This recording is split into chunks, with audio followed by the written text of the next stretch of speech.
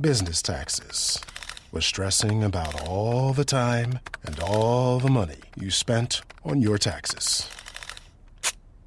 This is my bill? Now Business Taxes is a TurboTax small business expert who does your taxes for you and offers year-round advice at no additional cost, so you can keep more money in your business. Now this is taxes. Intuit TurboTax. Get an expert now on turbotax.com/business. Only available with TurboTax Live Full Service.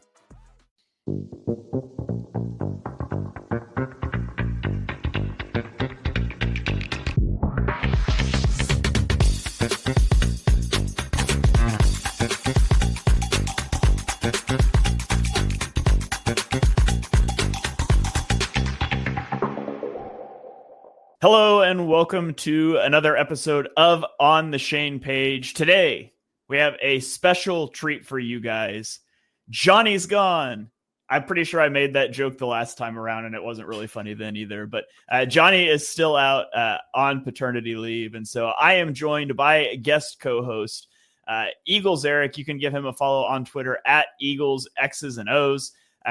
He's been very active on Twitter, X, whatever we want to call it, developing web apps and contract projections and nailing a lot of contract projections, by the way, in free agency. So, Eric, glad you're able to join us today. How are you doing, man?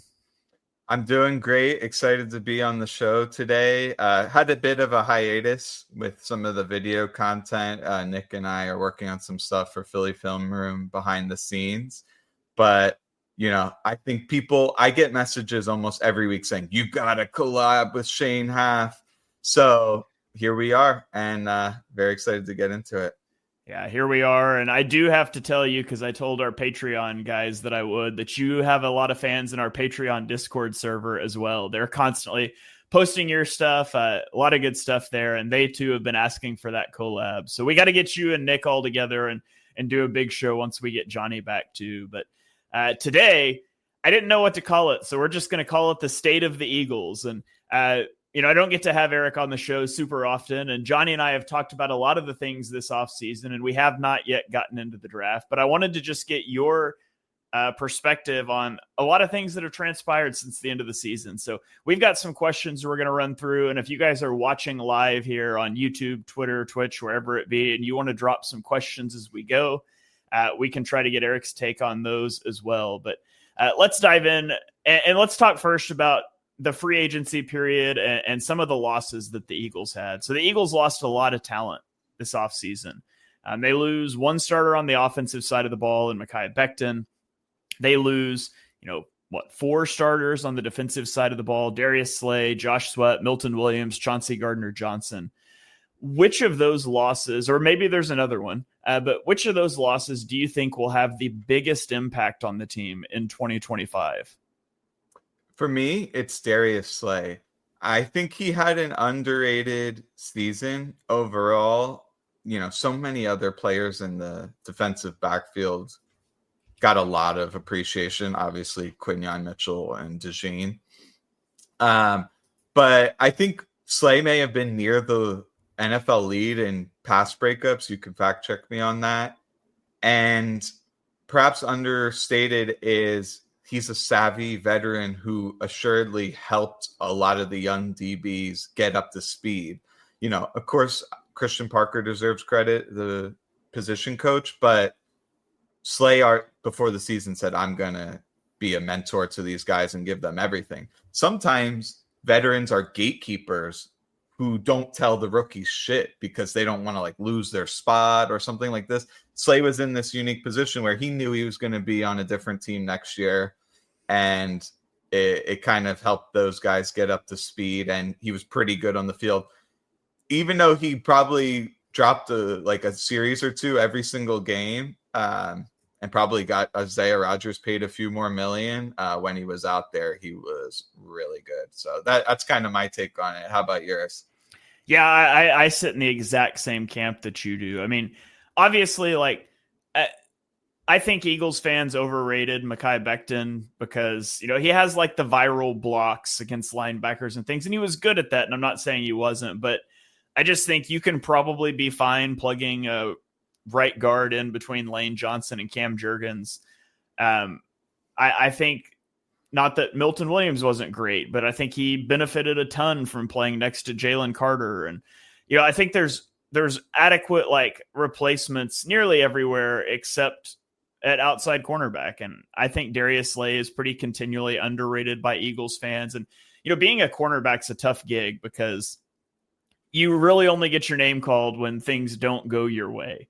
There were like whole games where you didn't even talk about Quinyon Mitchell because he just wasn't targeted. And so Slay was targeted a lot this year. And a lot of it was because Quinyon Mitchell was opposite him, not because he had really fallen off. And the injuries were a thing. And I understood that. And I know like he says some things on Twitter and podcasts that fire people up at times. But at the end of the day, I think it's going to be a huge loss losing Slay, because the Eagles trusted Slay and Quinyon just implicitly. And it allowed them to do so many things with their safeties that you can't necessarily do if you don't trust your guy on an island outside. And so I do think they're going to miss that a lot this year. And I'm really interested to see how a cornerback plays out with signing Adoree Jackson, and you have Keely Ringo, and maybe it's a position they'll target in the draft, which we'll get to here in a minute. And I'm just interested to see how that plays out.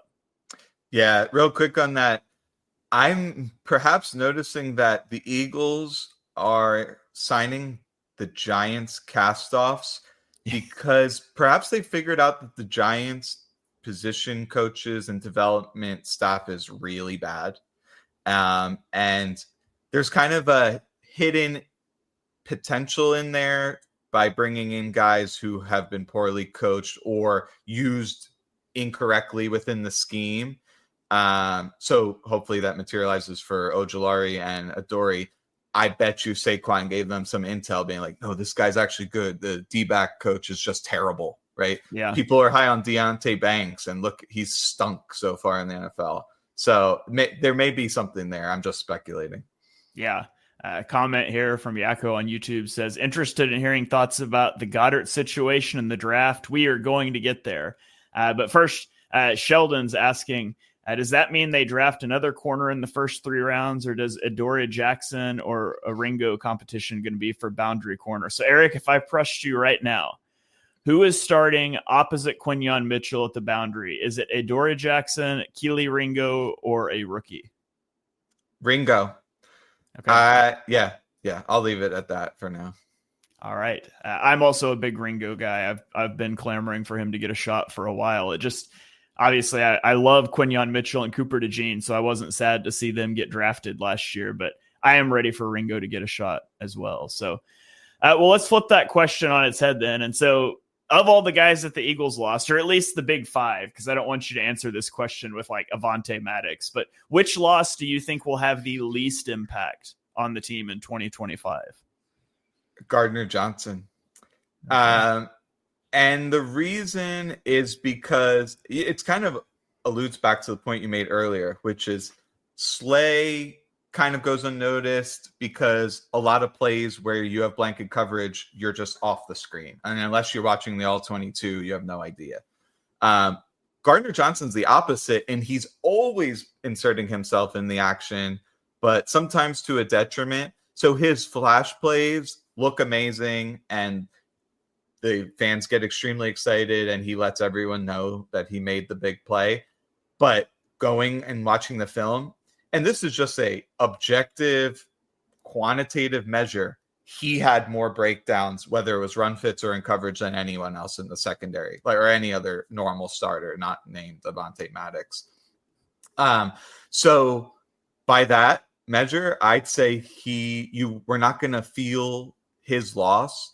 I think his energy and passion will be easily replaced by some of the other guys they have on the defense who definitely have that characteristic to them, and they just may become more vocal next season. So who do you think? Yeah, I remember like at some point midway through the season on a film show with Johnny suggesting that Chauncey Gardner-Johnson should be benched because of how poor his play was. And I do think it got better as the year went along. I think Eagles fans overrate the impact of Chauncey Gardner-Johnson because he does make flash plays that you notice watching the game. And he makes a lot of bad plays you don't notice unless you're watching that All-22 or unless they draw it up on the screen during the broadcast. The only thing that gives me hesitancy to say Chauncey Gardner-Johnson is the fact that when a safety went down, Avonte Maddox was the next guy up instead of Sidney Brown. And so maybe it's Brown working back from injury and he just wasn't fully there. They didn't trust it, but whatever it was, because Maddox certainly didn't thrive at safety. It does make me a little nervous about the position. It makes me want to say Becton, but I think I agree with you that it's either Chauncey Gardner-Johnson or Becton. And I do think Tyler Steen is going to be able to step in there. I hope that did start to waver a little bit in some of his extended action, but those are the two spots for me that it's a toss up between them. Yeah. And Becton's a tricky one because there were plays where he threw the defensive lineman completely out of the club and sprung long touchdowns. But there were times where he got beat by lateral quickness from interior rushers. And so Steen, to me, is kind of the opposite. He won't throw anyone out, but he's not going to be beat by speed in the pass rush. So ultimately, how does that, factor out? My guess is maybe you have a little less explosive runs, but maybe you have, less pressures on Jalen Hurts. So I can't really make a conclusion on how much overall impact that will be, as much as I could say, they're probably going to find another safety outside of Sidney Brown to kind of replace CJ. And Fangio's so particular with his safeties that I think they will invest a decent amount in it, not just throw a random replacement level player in there.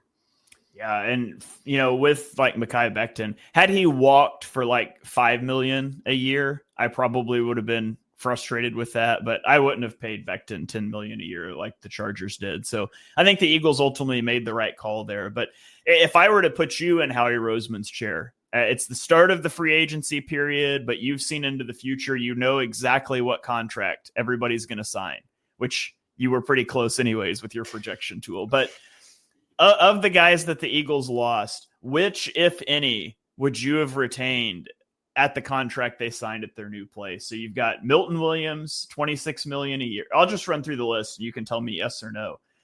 Milton Williams, $26 million a year. Absolutely not. No. Yeah. Josh Sweat, $19 million a year. No. Darius Slay, $10 million a year. It's close. I'm more like $8 million. But it's close. And his was multi-year, correct?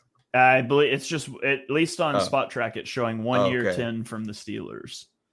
I probably would have done that. Yeah. For me, it's between him or Isaiah Rodgers at 2 years, $5.5 million. Yeah. I would have kept one of the two at that price, depending on how I probably would have kept Rodgers at that just because he's younger and he was cheaper.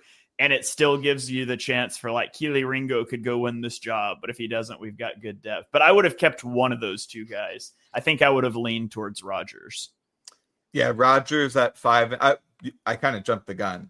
I was going to say a vehement yes when you got to Rodgers. He was one guy I've actually looked at this, which is relative to their impact on the field and their contract, which guys are kind of delivering the most surplus value in the NFL. Isaiah Rodgers, if he is gets a full allotment of snaps and plays how he has the last year in Indy and then last year, that is one of the best contracts in all of football. So it's easily a slam dunk. There must be something behind the scenes, maybe he's not as locked in film study, or they didn't like him at the catch point, or he wasn't willing to tackle. They wanted to make him a nickel and he said no. I think there's a little bit more to the story than just we don't think his on-field play was worth $5.5 million. Yeah, I think there's also the potential that he wanted to go somewhere where he was guaranteed to start, and the Slay stuff was still up in the air, and they did have Keely Ringo. And so I think that could have been a motivating factor as well. And Minnesota is a unbelievable landing spot for him. Yeah, they're going to get him. He'll probably get a lot of ball production this year. Yeah. So we already mentioned Becton at $10 million. You said you wouldn't have done that.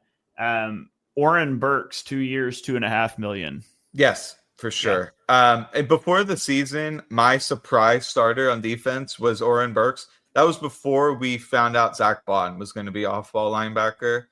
Then he got hurt, kind of fell out of favor, but then he came back in the playoffs and played really good. So I felt pretty vindicated once that happened. And because they have one starting caliber linebacker healthy to start next season, I would have paid that. Yeah. Okay. I definitely would have too. And I wonder again if for him, it's just he wanted to go somewhere where he was pretty much going to have a starting role, and the Eagles might not have been offering that, because I do have concerns about Nakobe Dean's injury. And then, I mean, I love Trotter. Everybody in Philadelphia loves Trotter, but I'm a little concerned about him in his second year being like, yep, that's just our starter week one, with no real competition. So that's one to watch out for. Kenny Gainwell, 1 year, $1.8 million to the Steelers. No.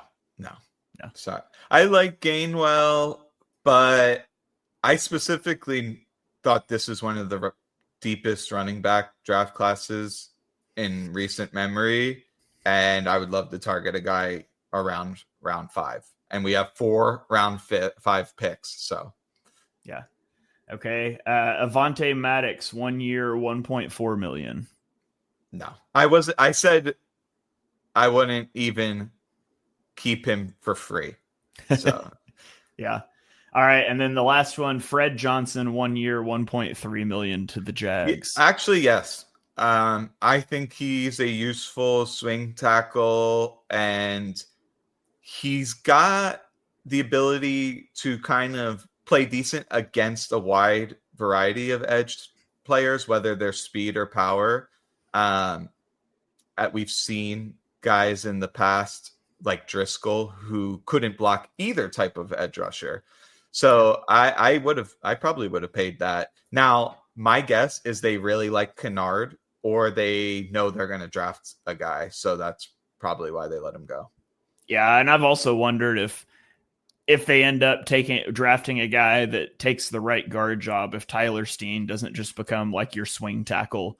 Because he played, I think it was left tackle at Alabama. Actually, he might have played both tackle positions at Alabama. I can't remember now, but I know he played tackle coming out and was kind of projected to be an interior guy because of his size and arm length. And I mean, at the end of the day, if you could do worse than Tyler Steen as a backup for 4 offensive line positions on your team. So I could see a scenario like that playing out for the Eagles as well.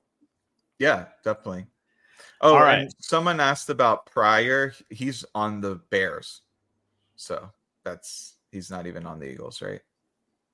Yeah, I'm not sure. I haven't seen him back in Philly. So yeah. I thought, didn't he go to the Bears in free agency like a couple years ago? Well, he's not on the Eagles, right? No, I don't think so. I'm going to look it up now. Oh, they just signed him. Okay. It flew under my radar. So, okay. Oh, did they? You go. So starting right guard, Matt Pryor, I doubt it. Probably not. So one guy who is not being discussed is Trevor Keegan. He may win the job. Yeah. Who knows? Yeah. All right. Well, let's go to another topic that's been all over Twitter, and Nick even made a video on it for Philly Film Room talking about the Dallas Goedert situation. And there's been lots of smoke about a Dallas Goedert trade or Dallas Goedert being cut. He's headed into the final year of his contract. And I just want to get your take on that situation. What do you think happens with Dallas Goedert, and how would you handle it if you were the Eagles?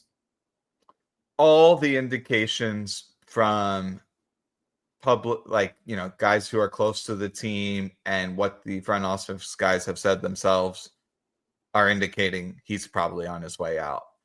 And they are pretty reliable. Like if they're going to keep a guy, maybe it's a little less clear about what they're going to do because, maybe they're fielding trade offers or something like that. But the writing is on the wall. So I do think he's gone. He's a player you'd love to have, obviously, for what he can do in the pass and run game.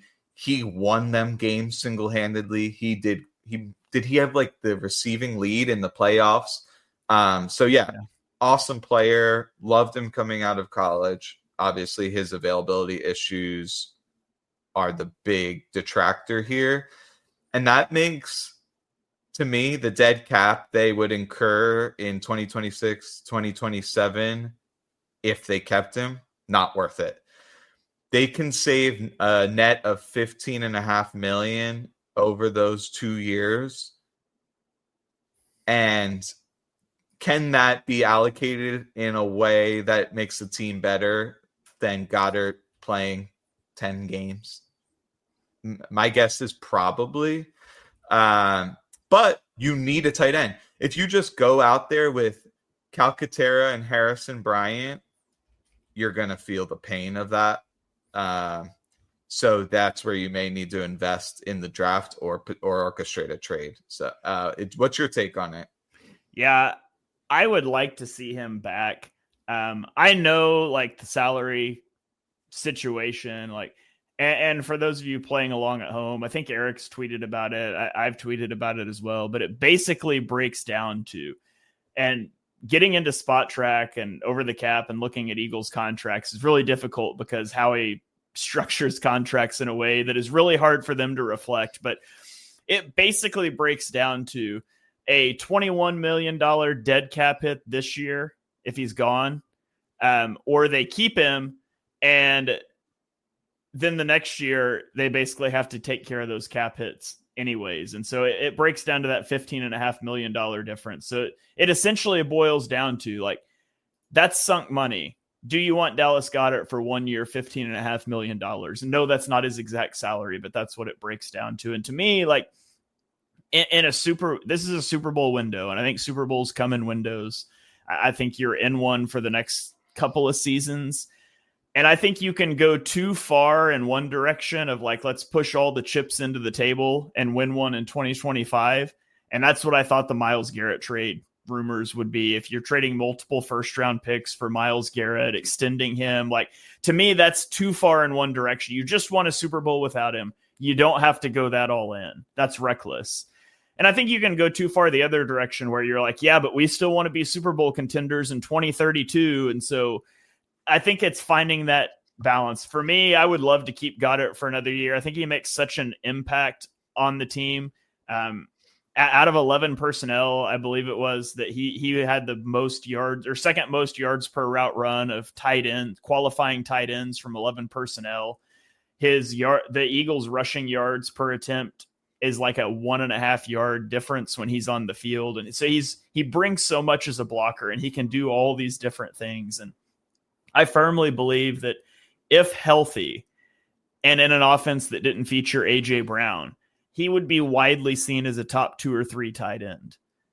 That said, $15.5 million is a lot of money. And so I get it, I guess. And it seems like it's the writing's on the wall, but it's going to be a hard pill for me to swallow when he's gone, especially if it's just an outright cut or like a 5th round draft pick or something like that, because I think he's so valuable to the team. And I've watched Grant Calcaterra try to block too many times. Like there's got to be some other move at tight end. And maybe they go do something in the draft that makes me more okay with it. And that's certainly a possibility. But as the roster is constructed right now, I just think it opens a pretty big hole if you move on from Goddard. And the thing is, elite tight ends, they're not replaceable. They don't go in the open market, and you have a heck of a time investing a premium pick on one. You're not very likely to get an elite tight end like in the 3rd or 4th round. Yes, there are exceptions. But today's day and age, you probably are going to have to go in the top 2 rounds. That's Loveland is maybe in the range for a small trade up. And then you got Mason Taylor, who likely would be targeted in the 2nd round.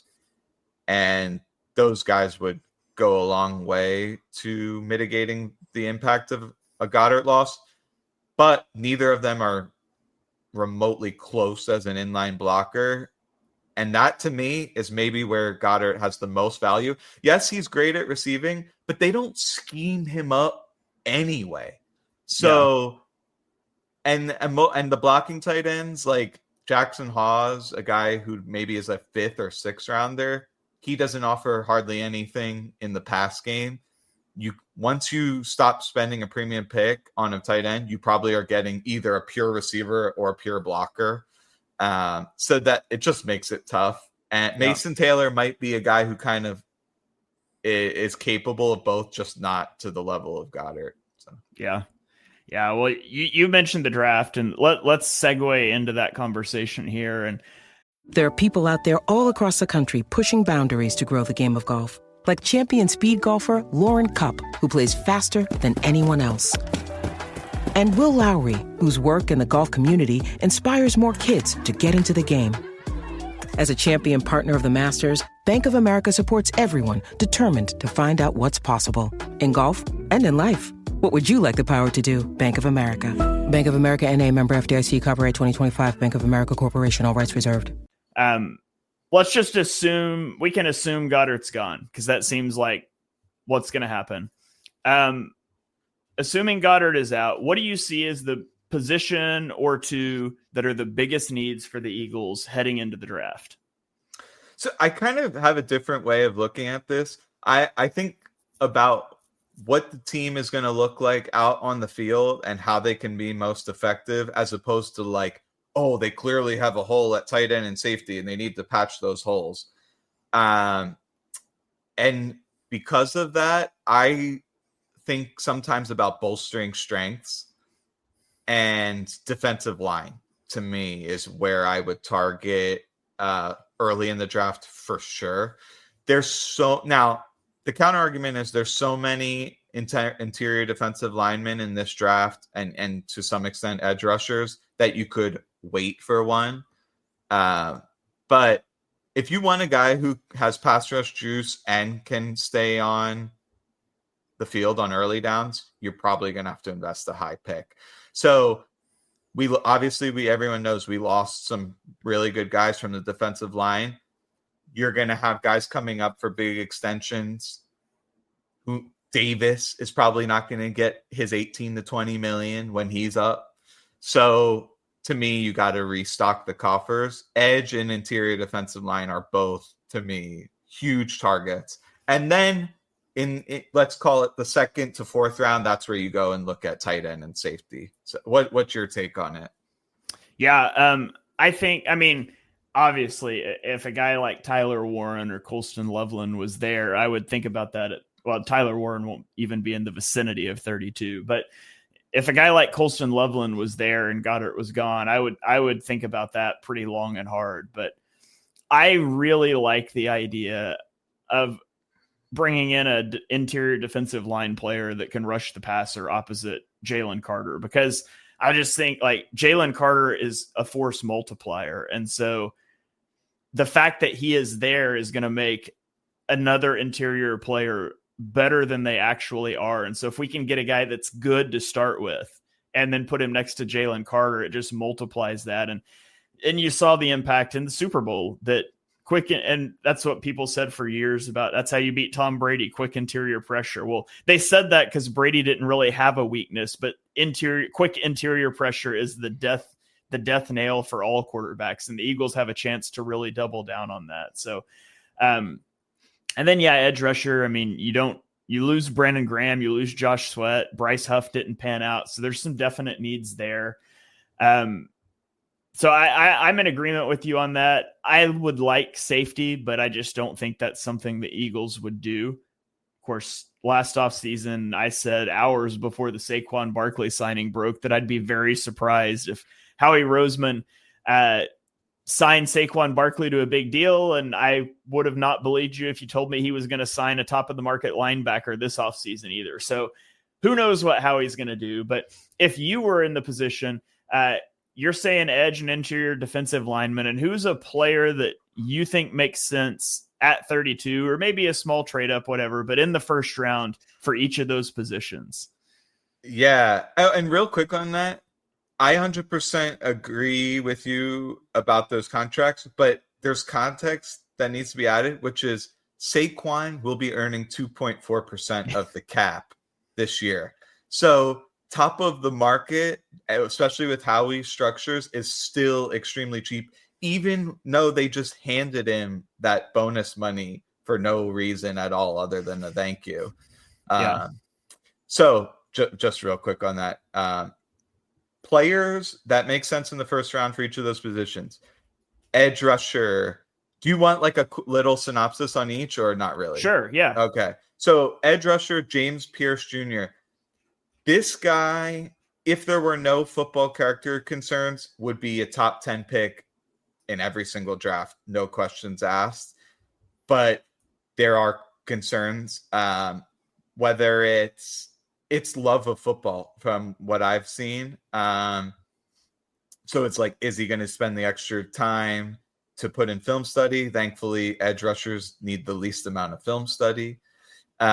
Is he going to be giving his 100% on every snap? In what I watched, his effort level was fairly good. Nothing where I'd be like, giving him a huge red flag. And he has world-class around the edge burst. So he's just an unbelievable athlete. And he had 2 years in a row, the advanced analytics show his production was the best in the entire SEC. All signs point to this guy being really good to translate to the NFL. Even though he's slender, he has enough pop in his hands and a decent anchor to hold up in the run game. It's not like he's a designated pass rusher only. Now, here's the thing. He doesn't have many moves. So to me, he is pretty raw as a prospect, and he still had that production. And he still has some of the best athleticism in the NFL from day one. So if he drops to 32, you interview him and you're like, okay, he's good to go. We don't anticipate that he's going to like start hating football and not try after 2 years. It's a slam dunk. Should I go to the next one? Yeah, sure. Yeah. Walter Nolan.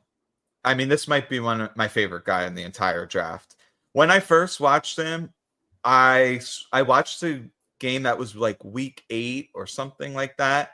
And every single snap, he stood straight up like the nutcracker and got walled off and pushed out of the play. And I was like, why is everyone excited about this guy? He stinks. And then obviously later on, you go and you watch more. And it turned out it was only a problem later in the season. And it's something I've talked about a bit on Twitter. And some of his flashes early in the season are unbelievable. Now, when Jalen Carter came out, I said, this is the best interior defensive lineman I've ever scouted. And I didn't start scouting until after Aaron Donald came. So that's not even a factor. He's not Jalen Carter, but his flashes are up there with some of the best interior rushers I've watched. Incredible burst, lateral agility, insane power. His pedigree is extremely high. Now, he didn't play quite to the level of competition in high school that some of these other elite interior defensive linemen did, but his production was off the charts. I think he had 17 sacks in his last season in high school, and you'd be amazed how well the high school senior season production correlates to what guys do in the NFL. From interior defensive linemen specifically. It's a research project I'm working on right now. And so all signs point to, as long as this guy, another guy who may drop because of football character concerns, other stuff that the public is not aware of until Dane Brugler maybe writes about it in The Beast. If that stuff checks out and is not an issue, I mean, he's unbelievable. Now, here's the thing. If that stuff does check out, I think he'll go high in the draft, like maybe 17 to the Cardinals. Somehow he's there at 25. I'm moving everything from 2026. I'm moving my 3rd round pick, my 4th round pick. I don't care because they're getting comp picks back anyway to move up to get this guy. And you talked about force multiplier with Carter. I mean, them two together, it's insane. You have the new Bash brothers. So Walter Nolan, one of my favorite players in the draft. Tight end, you talked about him, Colston Loveland. He has a little bit more juice as an inline blocker than I think people give him credit for. He's a big guy. He's a legit he's a legit 6'4" and almost 6'5". He's a legit 245 pounds, and he was coached at Michigan, and so like his technique obviously needs development, but it's not like as bad as some of these other guys like Harold Fanning or something like that. So I think he could be adequate as a blocker, better than Calcaterra for sure. And he's better than Goddard as a receiver. You're talking, I think he's better than Sam Laporta coming out as a receiver. Right away, he's a Trey McBride level receiver coming out day one as a tight end. And that, now here's the trick. Is there enough passes to go around to justify that? My answer is no. Especially the way Hurts operates, you're just not going to get the receiving value that you should based off what Loveland's capable of. But if something happened where they changed their offense and did get more targets to those players, then yeah, it'd be great. Yeah. And last safety I'll talk about. Now, this is because it's first round only. It would be Malachi Starks. There's only really like 2 realistic first round safety picks, him and Eamon Worry. I just put out an Eamon Worry scouting report on Twitter. Everyone should go check that out if they're interested in more detail. But I think he has a long way to go before he's a polished NFL safety, so much so that he may not be a deep safety at all, maybe more of a hybrid player who's in the box and takes zone snaps from the nickel slot and stuff like that. At times, really slow to react, really bad change of direction with his high cut frame. So once he's moving in one direction and he needs to cut back against the grain, it takes a year and a day. So when he's going in a straight line, he's unmatched. I called him the DK Metcalf of safeties, and he can go up and climb the ladder and make interceptions and bat away passes. But I really don't think he's refined. That's why I say Malachi Starks. Now, Starks, to me, he's like built in a lab in terms of like his football, functional athleticism, his frame, and all that kind of stuff. Initially, when I was watching him, I was like, wow, this guy is one of the best safety prospects I've ever watched. But as I watched more, I thought his instincts were not quite as elite as I initially thought. I'd say they're more good than great, but he seems to have the intangibles and the frame and functional athleticism that if he can improve his instincts and you give him a Vic Fangio, then I think he would be like an all-pro level safety.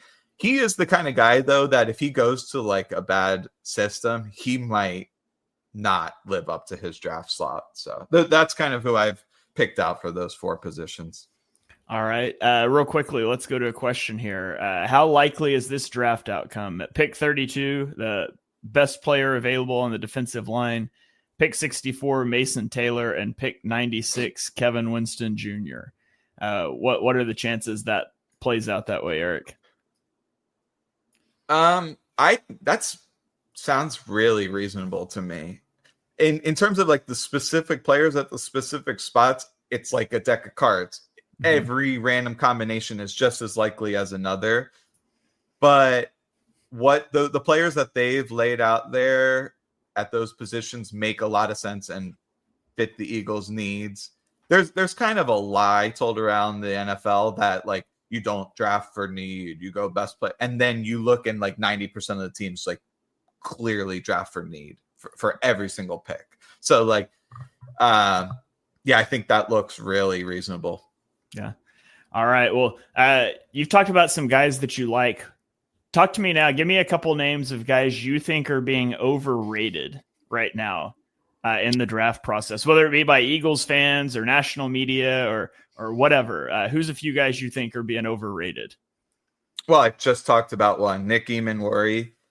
When I first scouted him, he was considered a 3rd-round pick by the consensus big boards. And I was like, dang, I like this guy. And now he's considered to be a fringe 1st-rounder. And I'm like, ugh, that's not what I want.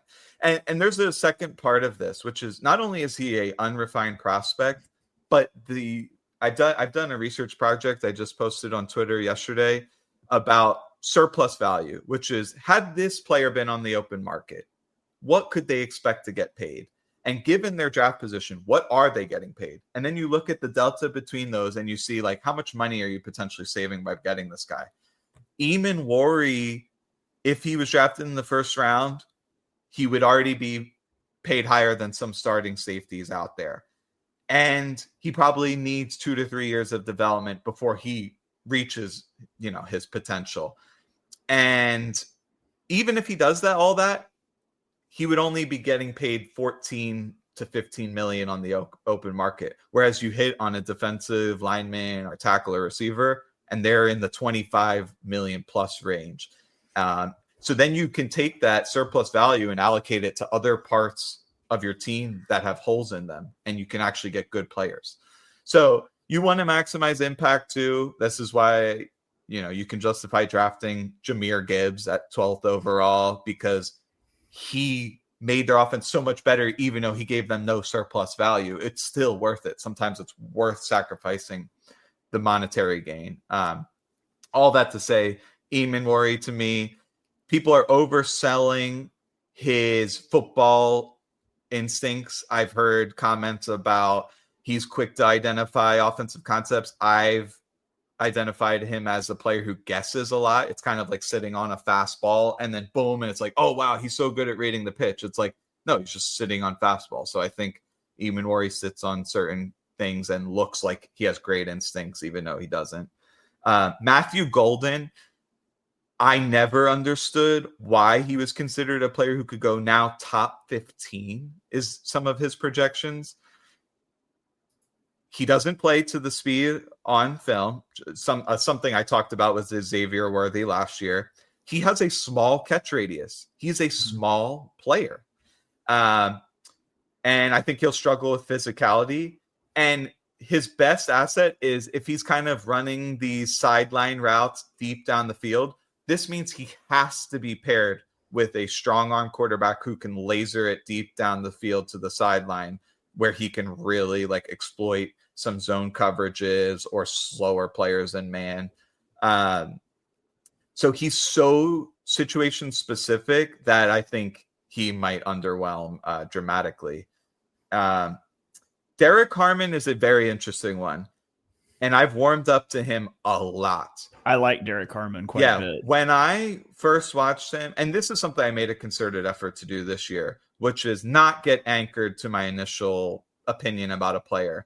I will have a completely blank slate now. I'll maybe watch like 2 or 3 games, put them on the back burner, come back a few weeks later and watch 2 or 3 different games. And I try to pretend like it's the first time I'm seeing them. And the first time I watched him, I was like slow out of his stance. His pressures are low quality. He benefited from a bunch of other guys on his line, blah, blah, blah. And I was like, yeah, he's a nice player, but definitely not worth a first rounder pick. And then I watched some more and I'm like, okay, he actually shows snaps where he has a lot of burst off the line.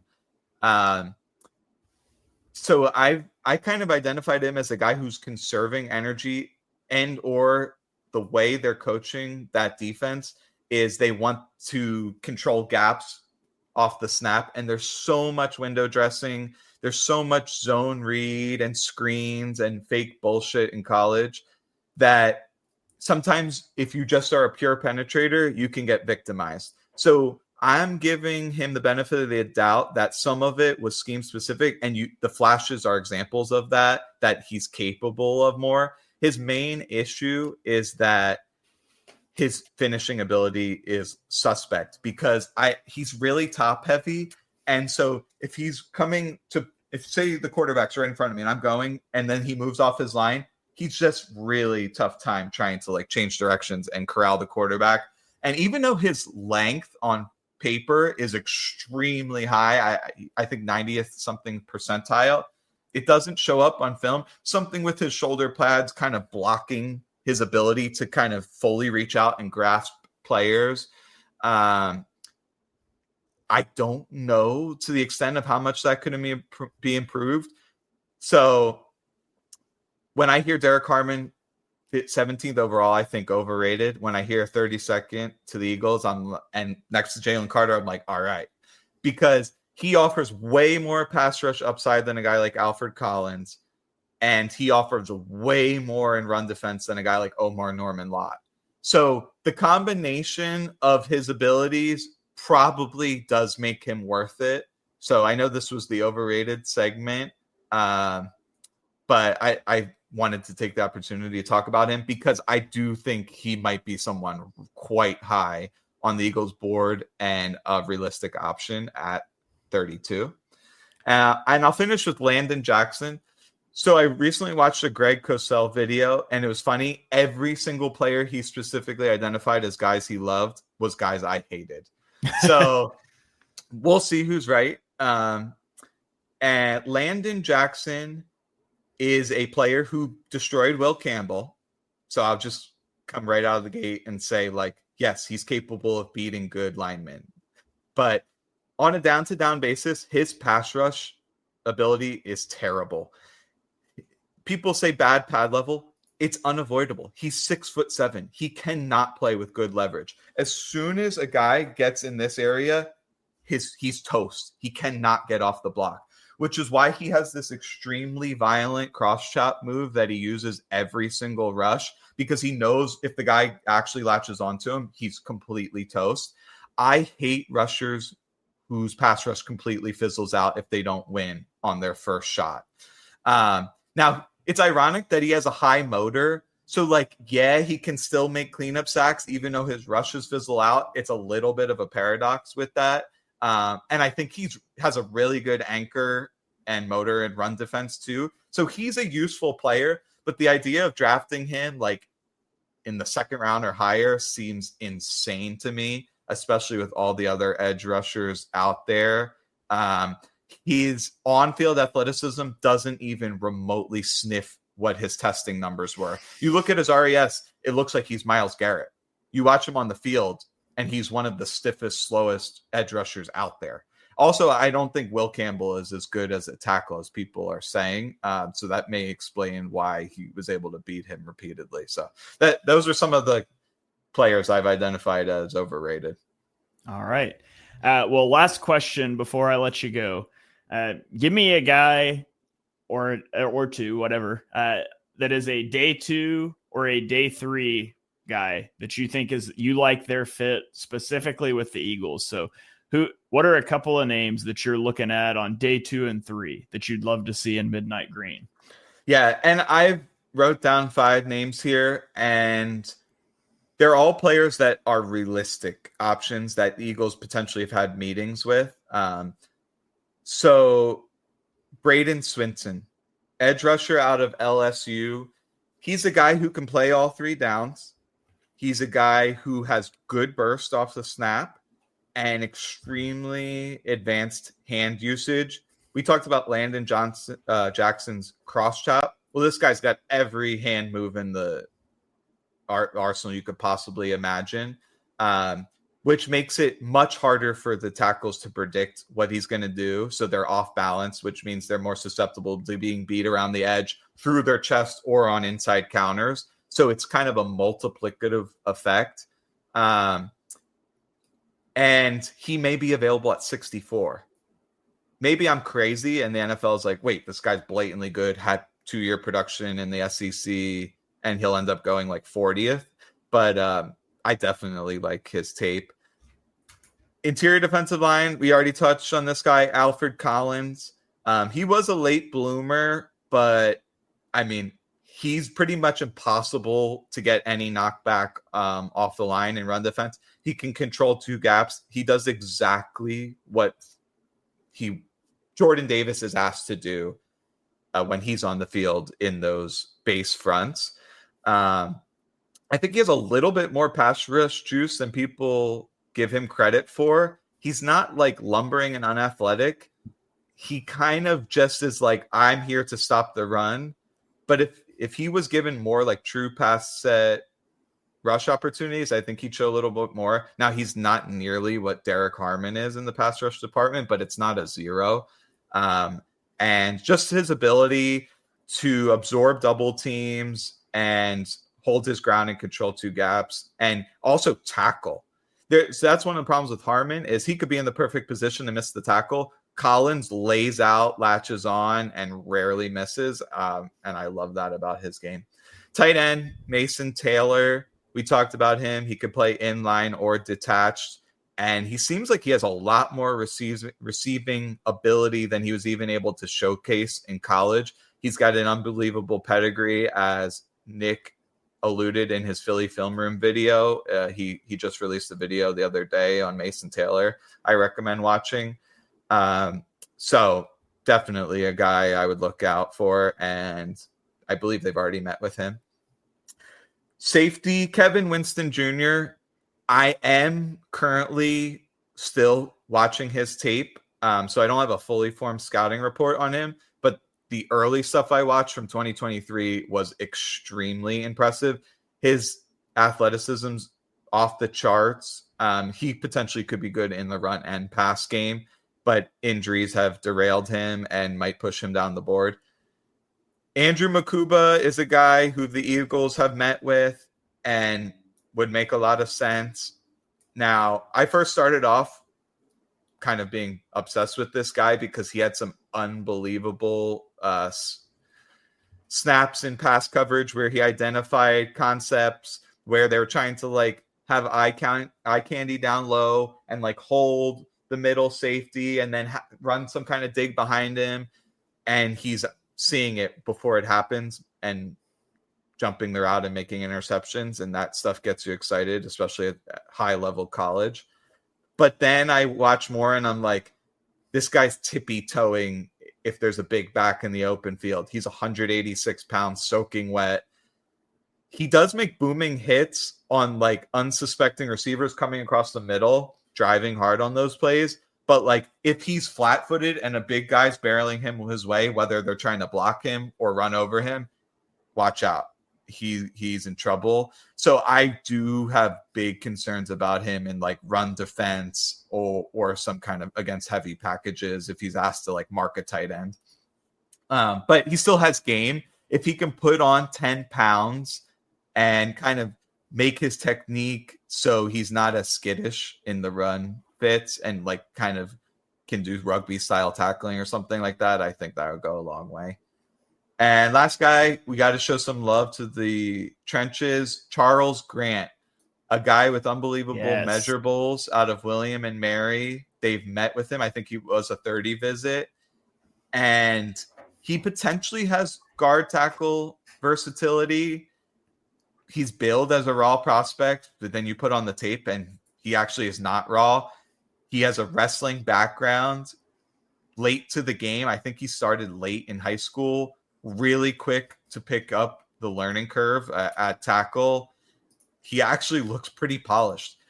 Not dissimilar to Amarius Mims, but in the guard profile where people pretended like he was super raw and had unbelievable measurables. And in 5 years, he'll be an all-pro. And then it was like, he was already good year one. I think Charles Grant might kind of be that for guards. So those were 5 guys I thought I mentioned. I see a comment. Someone said I'm late. I'm assuming they'll be able to watch this. Yes. Back, yeah. Right later. So yeah, it'll be up on YouTube and I'll have it out on our podcast feed later this afternoon as well. So yeah, my bad, Gigi. And we moved up the time and I forgot to let Shane, the Discord know. I want to hear some of your day 2, day 3 prospects that you like.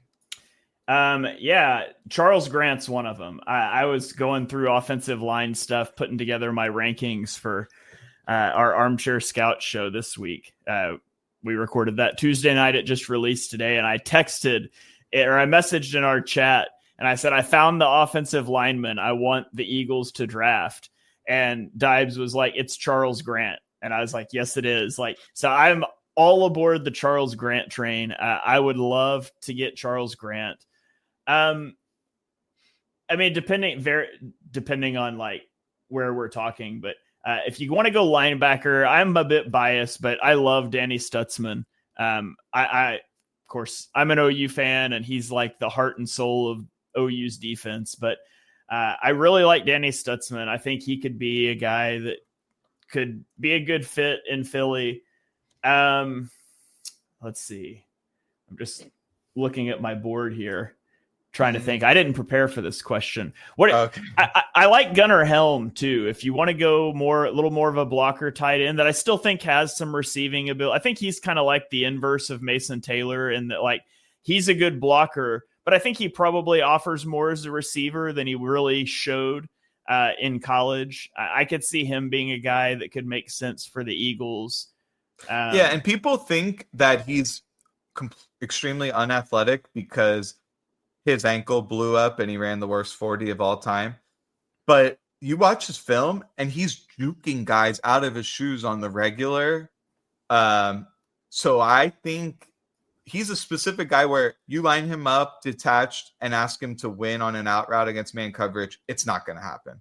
But you design a split zone action where he's feeding across the line of scrimmage, and then you hit him in the flats, and then he's one-on-one against the nickelback in the open field, and they think he's going to truck him, and then he jukes him. Like, that's where I like him. And he's a big target to, like, sit down in between zones. And as you mentioned, he has blocking juice. I think this guy, the best thing that could have happened for the Eagles is he tested horribly. He might drop to like the 5th round, and then you're getting a guy who probably should have gone in the 3rd had that not happened. Yeah. And then there's another guy that he just screams perfect fit for the Eagles to me, because he's from Georgia and he's got over 2,000 snaps in his career at right guard. Tate Ratledge, I think, would be a great fit in Philadelphia. Give you some. He's like, if you talk about you're not sure about Tyler Steen, I think Tate Ratledge is pro ready. Like, I think you can plug him into nearly any scheme that you want at right guard and he's ready to start. Like, I think he'd be a little better in like a gap scheme, but I'm not overly concerned about him in a zone scheme. And, the Eagles like to do a lot of different things in the run game. And I really like Tate Ratledge. And I tend to lean on like linemen because I'm just preparing myself for the Eagles to draft them, because it's how the Eagles, like to construct their drafts. But on the line, Grant and Ratledge are big guys that I really like. I like Helm at tight end. I like Danny Stutzman at linebacker. Those are some of like my day 2-3 pet guys that I'd be thrilled to see. And if you look at who the Eagles are bringing in for these visits, a lot of these offensive linemen are going to be in that 96 to 64-ish range. Maybe it's a trade up from 96. Maybe it's you stick and pick at 64. Maybe you trade 2026 picks and get a whole new pick up in that range. So I think it's highly likely that somewhere, let's call it between pick 50 and pick 96, the Eagles will address offensive line. And I think they're going to like that guy, Marcus Bowe. So we'll just I'll be able to post this clip later when they draft him. So there you go. See, that's the trick in draft season is you need to mention as many names as you can as fits, and then you can go back and find the appropriate clips after the draft. Yeah, that's right. All right. Well, I think that is going to about do it for, our State of the Eagles podcast, I guess is what we can call this one. Eric, thanks so much for joining us. Before we get out of here, tell everybody where they can find you and what projects you've got going on, because I know you've got a lot of stuff in the hopper over on Twitter. Yeah. So you can find me on Twitter at Eagles X's and O's. That's where I put most of my stuff. And then Nick and I at Philly Film Room will be working on some videos. We have some stuff behind the scenes we're working on, kind of expanding our presence. And I am working on some research projects, as you just alluded to. And one of them, I will tease it here for the first time, this has never been mentioned, is a tool that will identify trade opportunities in the NFL by finding teams that have surplus positional talent and then a hole, and then finding a matching team with the opposite pair. Where, for example, the Eagles need a edge rusher but we have a lot of good. I don't know if the Eagles are the best example because they don't have that much depth currently, but just for example, let's pretend that they had another stud receiver that they could move that so it'll find pairs in the NFL. And so that look for that in the next month. I'm going to put out a tool where you can play around and find like potential trade partners for any two NFL teams. All right. Awesome. Well, you guys be sure you check out Eric's stuff on Twitter at Eagles X's and O's. Go subscribe to the Philly Film Room on YouTube if you're not. Nick does great work. Eric's on there. I was going to say Eric's on there as well. It makes it sound like Eric doesn't do great work. They both do great work. So go check out their stuff as they kind of kick into off-season mode and draft mode over the next few weeks. But thank you guys so much for joining us for this episode. Be sure you leave a 5-star rating and review on the Eagles Pinpool Network, wherever you get your podcasts. Johnny will be back next week. We're going to dive into, I think, maybe a mailbag and some other things and start to get into our Eagles draft fits, and all the other shows on the network will keep rolling along. Armchair Scouts is going to finish up our positional rankings with defensive backs. And then we will have covered every position for the draft. And, there's a lot of shows coming out every day. So make sure you are subscribed to that, and we will catch you guys next time for another episode of On the Shane Page.